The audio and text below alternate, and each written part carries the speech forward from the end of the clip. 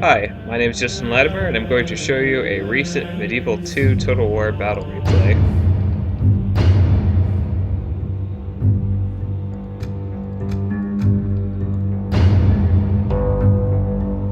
This time I'm using the Hungarians against the Scots.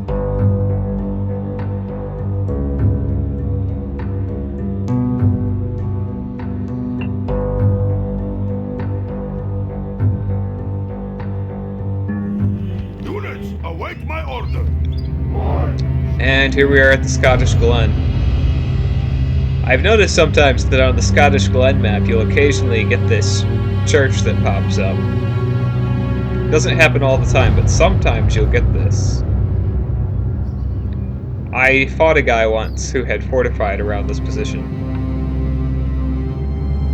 And although that might sound very annoying, it was a very fun battle. I actually wish that I had saved the replay. What happens sometimes when I'm playing Medieval Total War is when I go to wish my opponent a good game, it closes the menu and I'm not able to save the replay. So what I've been doing lately is I save the replay before I wish the person a good game.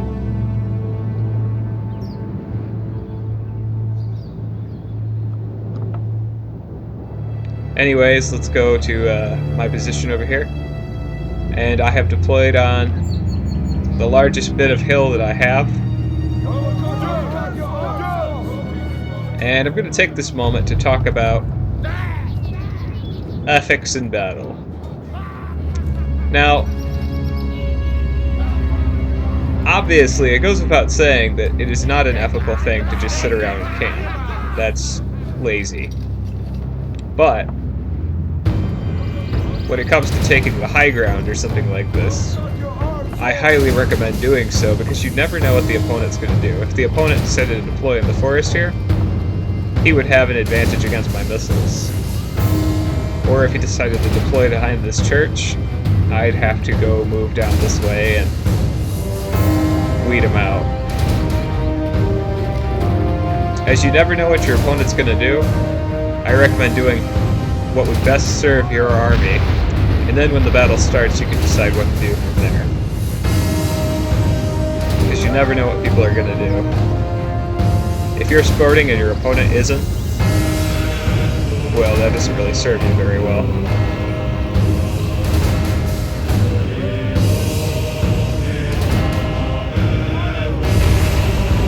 So my Serpentine is firing on the advancing Scottish troops. One of the things that the Scottish opponent does that is smart is he does not sit around and wait for me. He starts coming after me on his own initiative, which is really good. And what that means to me is that I'm probably facing a good opponent.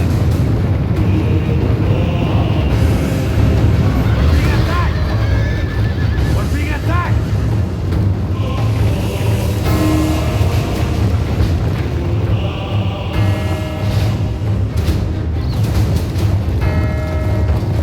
He's brought some Knights Templar, which is a good decision, especially because he's facing the Hungarians.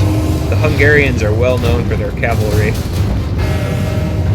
He's also brought a lot of pikes, so he has good cavalry and he has good infantry for engaging my cavalry.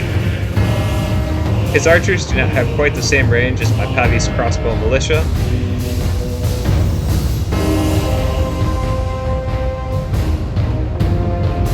I'm also going to skirmish with my Hungarian nobles.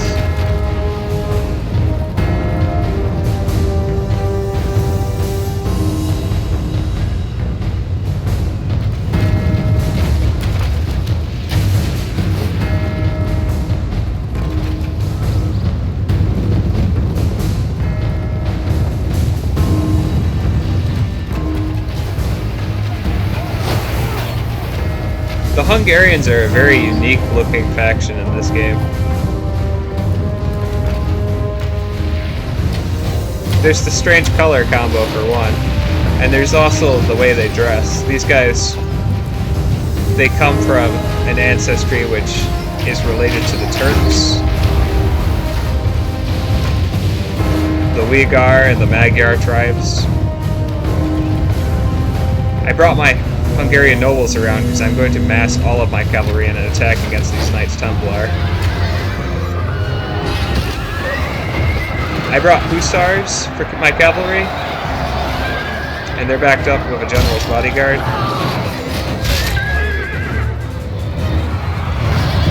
I'm going to charge and counter-charge against these. I'm also going to rank some of my spearmen to help. Pavai spearmen. These guys are some of the Hungarian zsobági, which means minor nobility. Managed to catch up to the Knights Templar. My spearmen are going to be able to help my cavalry, and they may just save my general's life. Meanwhile, my opponent is also attacking my flank over here with Galoglak axemen. My Paves crossbowmen are not going to be able to hold up against them very well.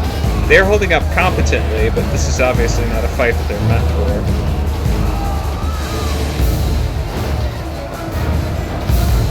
With my infantry forces divided, he chose a perfect time to attack me.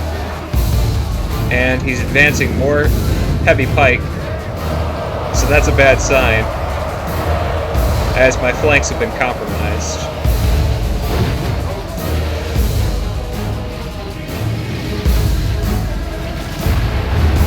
That was a very close range shot from the Serpentine. Let's see if I can pull off another one.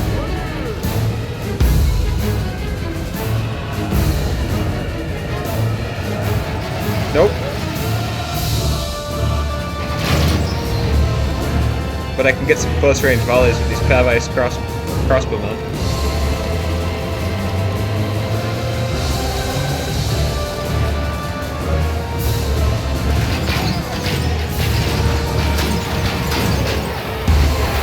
My cavalry are able to assist now. Hungarian nobles. Hungarian nobles are very good in hand-to-hand.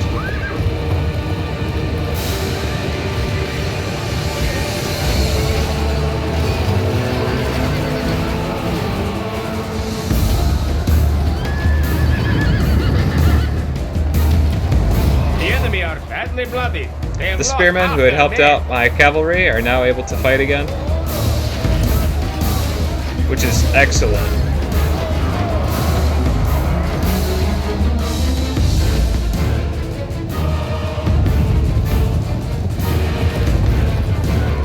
I'm also going to send in my hussars and my general's bodyguard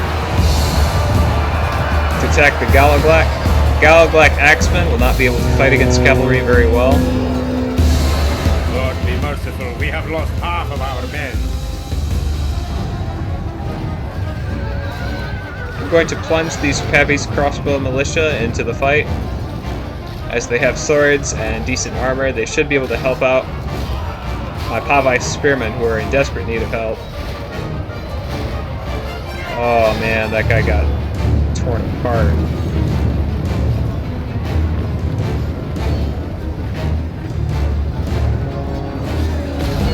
So did that guy. My Paves spearmen are not doing so well against the Scottish pikemen either. I've retreated some of my units. My Paves crossbowmen are back up the hill further.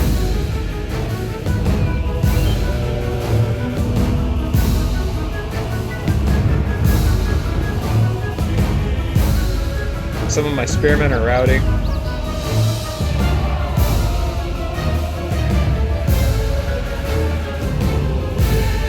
Taking my cavalry around the back. Very much in our favor. If we remain true and steadfast, victory will be ours. My opponent turned over really well to face that.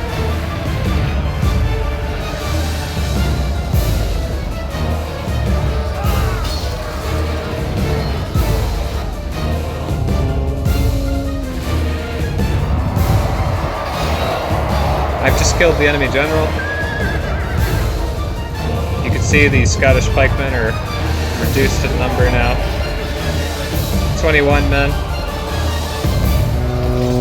Defeat is almost a certainty.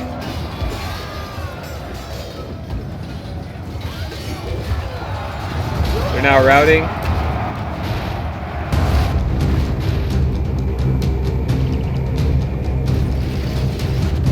Let victory be a salve upon our wounds, well earned. My opponent Victory admitted is defeat. ours. The only thing that would have been left would be to mop up his Noble Highland Archers. And let's go over the statistics now.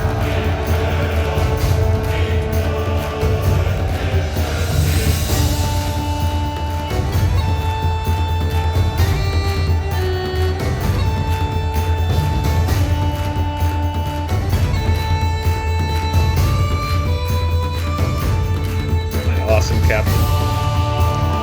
I deployed 861 men. My opponent, Fortoz, deployed 821. Men lost, I lost 500. My opponent lost 687. Men remaining, I have 361 men remaining, and my opponent has 134. Enemies killed, I killed 604, captured 83, and my opponent killed 564. And he captured 10. Casualties inflicted, my general's bodyguard took down 36. My hussars took down 44. Another unit took down 28. Hungarian nobles, 42 and 44. Pavai spearmen, 35. Pavai spearmen, 50. 15 and 12. Dismounted feudal knights, 77. So this unit of infantry served me very well. Another one took down 43. Pavais crossbow militia, 18, 38, 41, 19. And my serpentine took down 62 men. So in this case, my artillery was very useful. The thing that's nice about a serpentine cannon is they're very small, and they're made for one thing and one thing alone, and that is defeating enemy infantry. So if you're going to bring a cannon, I recommend these. These are cheaper as well. They cost about 700 florins. They're a lot more accurate. If your faction can get them and you need to bring a cannon, or you want to bring a cannon, bring one of these. What that means, though, for my opponent is, as I had a ranged advantage with not only my serpentine, but also my Pavais crossbowmen, is he would have to come and face me on my hill. And that's probably one of the reasons why I won, because my opponent's strategy was very clever. He did a lot of damage. You can see here that throughout the battle there are a lot of dead Hungarians and a lot of dead Scots. So it was a very close fight, which are the best kinds of fights. My opponent was a very skilled opponent. It was a lot of fun playing against him. So good game to my opponent Fortos. Thank you for watching. I'll have more videos for you soon.